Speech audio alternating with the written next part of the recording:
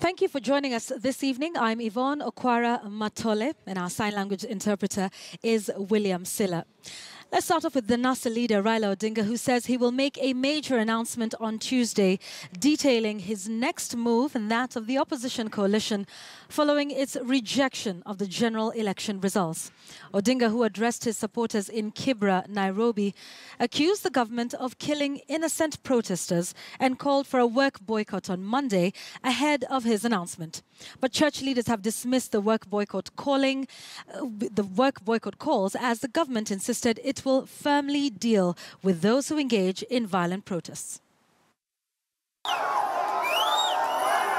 For the first time since the IEBC announced President Uhuru Kenyatta's re-election, NASA leader Raila Odinga, who is disputing the election outcome, spoke during a rally in his Kibra turf.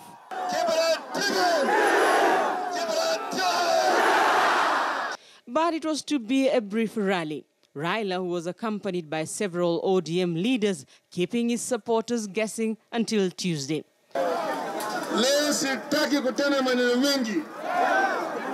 Nitaongea kesho kutwa. Alafu Jumanne tutatangaza mwelekeo.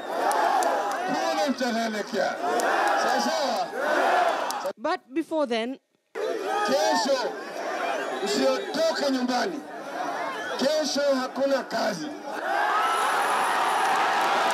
A call that did not go down well with religious leaders and Nairobi Governor-elect Mike Sonko.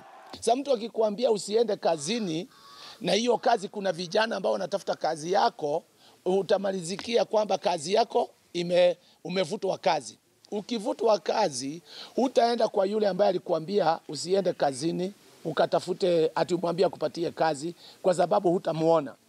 Hutamuona kwa sababu ana security, ana askari wanachunga nyumba yake, ana kumfikia itakuwa ni ngumu sana. To the people of Nairobi, I call upon you to ignore such misplaced and ill-advised calls and to report to your respective work stations. Raila claims last Tuesday's election was rigged. The release of the presidential election results sparked protests in some parts of the country, which have left at least 24 people dead amid claims of police brutality. In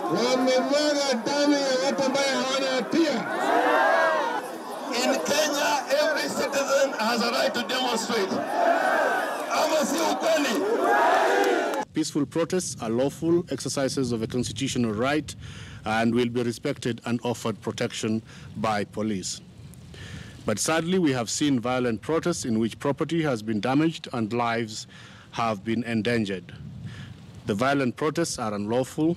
Uhuru Kenyatta was declared winner of the general election, the second under the 2010 constitution, with 8.2 million votes against Raila's 6.7 million votes. But NASA walked out of the announcement of the results on Friday evening at the Bomas of Kenya, insisting anomalies they claimed had been noted were not addressed by the IEBC. Rita Tinina, KTN News.